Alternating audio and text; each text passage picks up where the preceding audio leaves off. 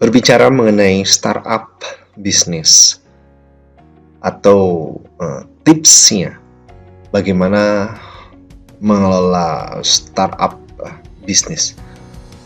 Definisi dari startup sendiri adalah usaha yang baru saja dirintis, terutama erat hubungannya dengan dunia digital. Yes, itu biasanya orang-orang yang menyebutnya dengan startup bisnis. Yang akan dibahas pada pertemuan hari ini ada 3 prinsip utama, 3+1 mungkin ya, karena akan ada 4 poin yang akan saya bahas di pertemuan ini. Bagaimana dengan sehat mengelola startup. Kita awali pembahasan ketika Anda akan mengawali startup, perjanjian yang dibuat, pastikan tertulis. Makanya use the power of the written word. Saya katakan di sini. Bahkan ketika Anda membuat startup bisnis ini bersama orang-orang yang Anda rasa dekat ya, saudara, keluarga, sahabat, bahkan yang sangat dekat, bahkan mungkin karena saking dekatnya, ini perlu dituliskan agar tak rancu, agar menjadi lebih jelas tentang hak dan kewajibannya. Alasan utama mengapa saya katakan ini wajib dituliskan perjanjian itu karena yang pertama, bisa jadi para pihak yang membuat bisnis lupa seperti apa perjanjian di awalnya. Memori manusia sangat mungkin bisa ada khilaf, bisa ada lupa, maka perlu ada hal yang disepakati sebagai pedoman bersama. Yang kedua, perkataan lisan relatif nggak bisa dipegang. Bisa jadi lupa atau bisa jadi ada orang-orang yang punya itikat buruk, merugikan, mencederai kepentingan kita. Maka perlu dituliskan. Pedomannya agar samakan di sini. Bisa lain hari ini, lain besok. Ada orang-orang yang seringkali mudah berubah karena bisikan orang lain.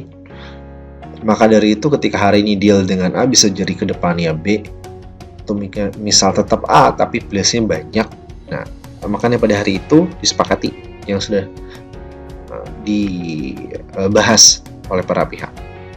Ketika orang-orang sudah mensepakati banyak-banyak poin, banyak pengkondisian, semua wajib melakukan tanda tangan. Karena saya katakan, ditandatangani semua partner, bahkan juga saksi bila memungkinkan. Teman-teman dari kuliah online Business Plan, seandainya Anda ingin memasukkan saksi di dalam sebuah kesepakatan, pastikan minimal ada 2 saksi di sana. Kenapa? Nanti ini akan berpengaruh pada pembuktian. Dalam pembuktian di pengadilan, dalam dunia hukum, ada sebuah prinsip, atau lebih tepatnya ada gium yang berkata bahwa satu saksi bukanlah saksi. Jadi minimal perlu ada 2 di sini saksinya.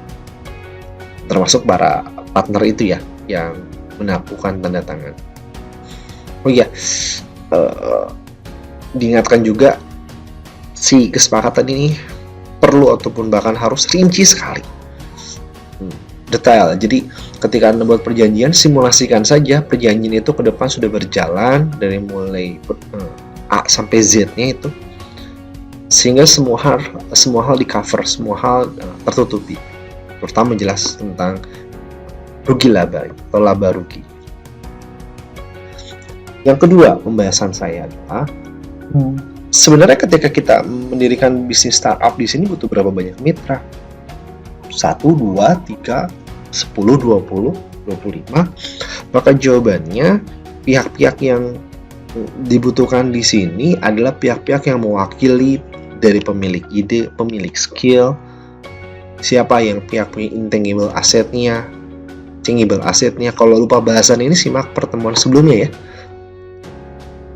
Pihak-pihak itu akan mewakili. Jadi bukan sekedar partnernya jumlahnya sedikit atau banyak, tapi adakah perwakilan di sana? Gitu. Nanti bisa untung bisa rugi ya sangat relatif dengan banyaknya dan sedikitnya partner, walaupun umumnya 3-5 cukup ya di sini ya. 3-5 itu menjadi cukup. Ketika berbicara tentang mitra, itu kan nanti kan berbicara juga tentang hak dan kewajiban ya, yang dituliskan atau dicantumkan di kesepakatan di pertemuan sebelumnya itu ya, di slide sebelumnya tadi yang saya sebut. Untuk pemilik ide biasanya ada pendapatannya sekian persen dari penjualan misalnya, dari pemilik ide di kesepakatannya itu. Lalu bagaimana dengan pemilik skill? Nah, pertanyaannya si pemilik skill ini bisa digantikan nggak sih? Mudah digantikan nggak? Atau memang kemampuan dia cukup kuat sehingga akan sulit digantikan? Seandainya masih dapat digantikan, bisa dapat gaji. Jadi kan sesuai dengan kebutuhan. Ya, kalau misalnya tak dapat digantikan, ya masukkan aja menjadi saham gitu, si pemilik skill ini. Jadi ya ada loyalitas tersendiri. Ide, skill, ya itu ya poin-poin dari tentang kemitraan. Lalu yang ketiga, sebuah prinsip. Maksud di sini gambar ini maksudnya saya buat agar sebuah prinsip menekankan jangan ada dua matahari. Seandainya ada dua karakter yang sama dalam sebuah bisnis, ini tak akan menjadi optimal, bahkan bisa jadi membuat kerugian karena jalan di tempat. Misal saja dalam sebuah perusahaan ada sama-sama orang yang punya kapasitas berkreasi ide gitu. Ketika ada dua orang yang bertemu, ya jadi ngebahas ide-ide, akibatnya apa? Nggak akan dieksekusi, tidak akan ada yang eksekusi. Ingat pembahasan tentang 8 profil bisnis Roger Hamilton di sini. Jadi ada siapa yang menjadi kreatornya, siapa yang mensupport, siapa yang bisa menarik orang menjadi starnya. Kalau membuat kesepakatan, siapa deal makernya. Oke. Siapa nanti ada yang punya sahamnya atau eksekusi. Lupa bahasan ini, cek lagi ya pertemuan-pertemuan selanjutnya. Ada bahkan contoh-contoh orang yang saya sebutkan. Penekanan dari pembahasan jangan ada dua matahari ini, bahwa ingat si tokoh-tokoh yang dibutuhkan dalam sebuah perusahaan harus saling mengkomplementer, maksudnya saling melengkapi ya. Ada banyak warna saya gambarkan di sini ya Santi, melengkapi antara satu warna dengan warna lain ya, sehingga ada sebuah keanekaragaman warna yang cantik, yang indah, yang memiliki manfaat dalam sebuah perusahaan. Oke. Yang tadi tidak semua harus ada ya, sesuai kebutuhan perusahaan dari 8 itu. Itu dia pertemuan kali ini. Terima kasih. Saya Romi Muhammad Ramdhani pamit. Wassalamualaikum warahmatullahi wabarakatuh.